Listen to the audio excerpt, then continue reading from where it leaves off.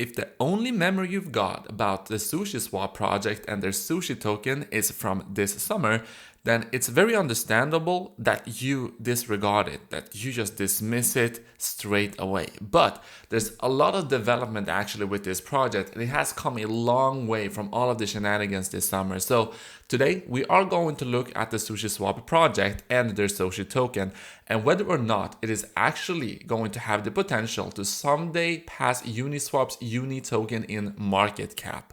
With Uni currently at a market cap of $1.35 billion and Sushi at a market cap of less than half of Uni's at $607 million, Sushi would have to see some serious growth in price to overtake Uni.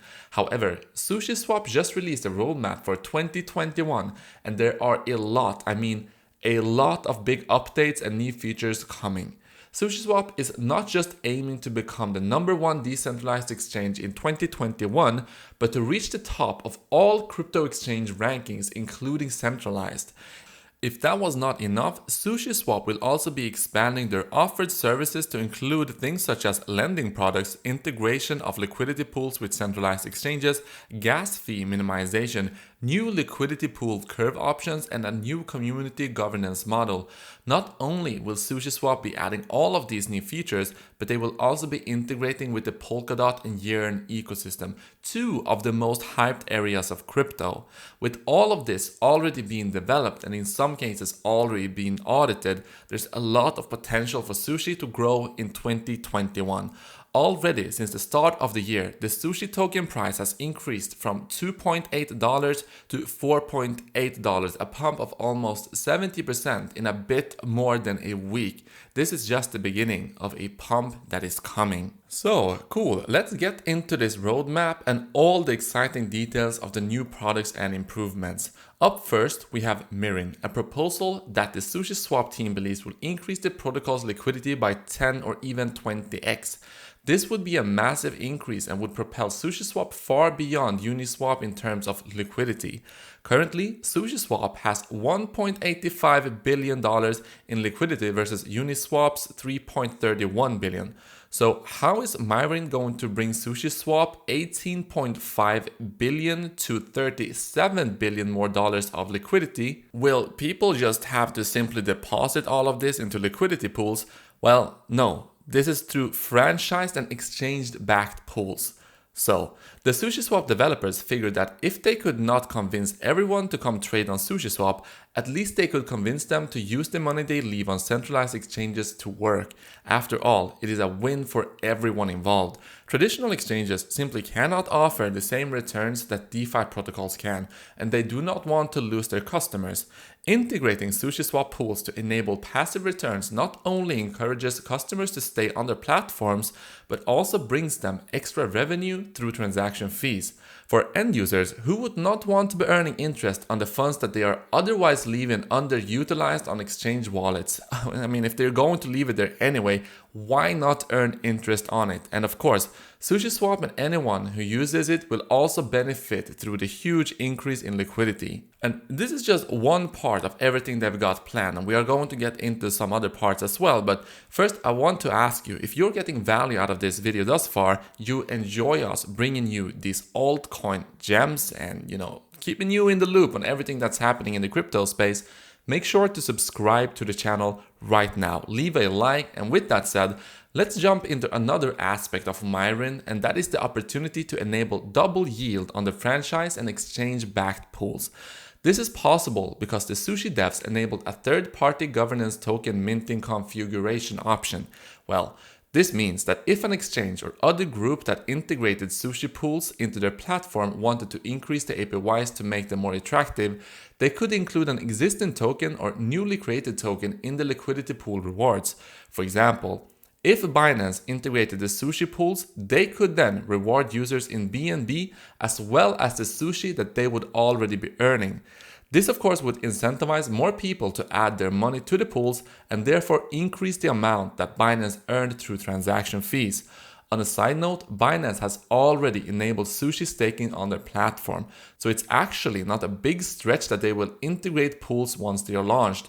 Of course, the franchise and exchange pools have been created with a focus on making sure that the main Sushiswap liquidity pools will remain secure in the event of a centralized exchange hack, because as everyone knows, those are not uncommon. Another part of the Mirin proposal is an automatic yield rebalancing tool powered by Keeper technology. This, of course, is a result of the integration of Sushiswap into the Yearn finance ecosystem, and it will be very useful to users who want to benefit from yield farming but do not have the time to spend hours comparing the returns of different pools.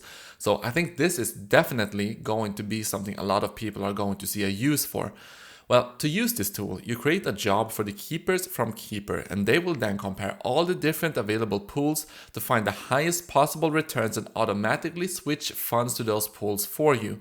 If you have ever yield farmed before, then you know that the gas fees can really add up. In some cases, they make certain opportunities unprofitable. Well, gas fees incurred from LP swaps are accounted for by the automatic rebalancer, and only pools that have high enough yields to cover the fees will be chosen. Another tool created to reduce gas fees from providing liquidity is what they call the one-click zap, which enables single-click swaps between liquidity pools. Finally, to finish up with Mirin, there will be new options for liquidity provider curve options. The rebalancing model from Balancer will be available, and the bonding curve from Curve Finance will be available for stablecoins. As you can see here in the conclusion of the proposal, Sushiswap wants to become top of mind, not just for DeFi enthusiasts, but for cryptocurrency traders of any sophistication. Let me know what you think. Is Sushiswap going to become one of the top exchanges in crypto? Let me know down in the comment section. Now, we have already covered a lot, but Mirin is actually only one of the proposals on the roadmap for 2021. Up next, we have BentoBox, Sushiswap's lending solution and revolutionary token vault.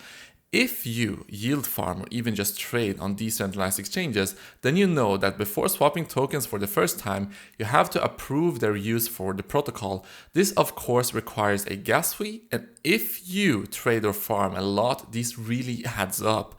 The BentoBox finally solves this problem. It is a single vault that can hold all the tokens you intend to use, not just in Sushiswap's lending protocol, but for any other protocols and future extensions.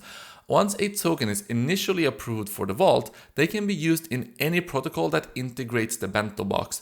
This is a really huge step forward for DeFi adoption in general, because previously traders and farmers with small amounts of capital could be inhibited from using some aspects of DeFi because of the numerous expensive fees associated with them. So while we're waiting for all of these second layer solutions to solve many of these problems, what if some of the solutions proposed by Sushiswap can actually start to solve some of the problems we have today, at least within the Sushiswap ecosystem? And then if it actually works out good, then some of these are probably going to be implemented by other projects as well, and different variations of them. We will wait and see. Now, let's move on to the lending protocol itself. Anyone can create a lending pair by specifying an asset token and a collateral token with a specific oracle. As usual, you will earn interest if you supply the asset token, and you can borrow by supplying the collateral token. To help reach the goal of 70 to 80% pair utilization, Sushiswap has chosen an elastic interest rate. If a pair is underutilized, the interest rate will increase to encourage people to supply the asset token, and if a pair is overutilized, the interest rate will decrease. There will also be ways to make money by liquidating insolvent positions. At its launch, BentoBox will support multiple oracles because no oracle is perfect and each one has strengths and weaknesses. Let's look at this example situation to see how useful the BentoBox lending solution will be. Obviously, the ideal situation for an investor is to maximize yield while minimizing risk. If you hold Ethereum and Bitcoin, you could provide both assets for lending in the BentoBox, which will reward you lending tokens. These tokens can then be placed in an AMM pair where you will be given SLP tokens. Then those SLP tokens could be provided as collateral to borrow USDC or more Ethereum and wrap Bitcoin to repeat the process and leverage your position. I know this sounds complicated at first, but it does not take too long to learn the process, and Sushiswap is making it as profitable and intuitive as possible. One last note about BentoBox is that it will be very simple to scale to layer 2 once a lot of the ecosystem is running through it. And get this, there is even more coming. On a design and simplification note, Sushiswap will be moving to a new domain to reflect that they are no longer just an AMM, and they will be combining all of the separate user interfaces into one. Support for IPFS is also being integrated, and there are 2 new forms of governance being considered. And of course, one of the most exciting parts of 2021 is that Sushiswap will be gaining cross-chain AMM utility through integration with Rune Moonbeam. There should be a live test version of Sushiswap on Kusama, the Polkadot test network, by Q2. Regarding Layer 2, Sushiswap has announced that they will be monitoring CK rollups, but ultimately the decision is in the hands of the community governance. There is so much going on in the Sushi ecosystem, and it has progressed extremely far from its humble beginning as a Uniswap fork. Sushiswap is not only going to threaten Uniswap as the dominant DEX in the space, but also start making a name for itself as one of the major players in all of DeFi. The Sushi developers are extremely active, and integrating with Yearn is only going to provide more manpower to the project. I know there is already a lot planned, but I am certain that even more is going to be coming once everything on the roadmap is completed. Because of all these factors, I would not be surprised to not only see Sushi pass Uniswap in value, but that it could see a market cap of several billion. 2021 is going to be a big year for crypto, and Sushiswap is positioning itself as one of the most exciting and innovative projects around. At a market cap of $3 billion, which I think is possible, each Sushi token would be worth more than $23, a 5x from the current price. So what do you think is going to happen? Is Sushi going to be a strong performer this year with all of these upgrades? Let me know down in the comment section. As usual, if you want to know about the next 2x, 5x or 10x coin, make sure to subscribe right now, and I will see you guys in the next video.